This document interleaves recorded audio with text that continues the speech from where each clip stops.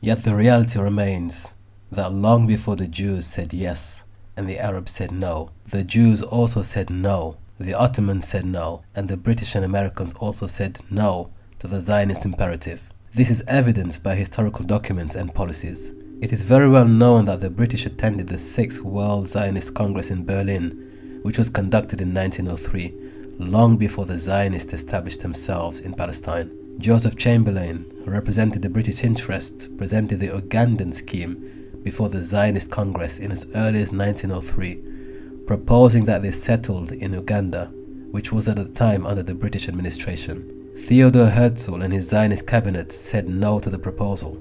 As a matter of fact, 7 years earlier, Theodor Herzl travelled to Istanbul for an audience with Sultan Abdul Hamid II in an attempt to bribe him with a fortune of over $11.6 billion in exchange for land in Palestine. This was at the time when Ottoman administration was under crippling debts and on the verge of economic ruin, so the financial incentive to accept the Zionist offer was certainly not inconsequential. However, Sultan Abdul Hamid said no to the proposal.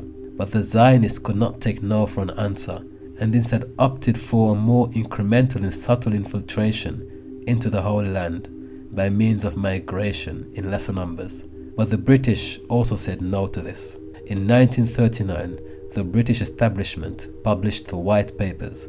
This policy paper provided many resolutions and conditions for the administration of Palestine while it was under British mandate. One of the clauses outlined was that the Jews could not migrate to the region in numbers greater than 75,000 for a period of 5 years. Nor could this be overturned or lifted once the 5 years had elapsed without the majority Arabs being consulted and agreeing to a relaxation of these terms. Furthermore, to ensure that the Zionists did not usurp the land and encroach upon the property and territory of the indigenous population, Britain prohibited the Jewish community from purchasing and acquiring more than 5% of the land owned by the Arabs.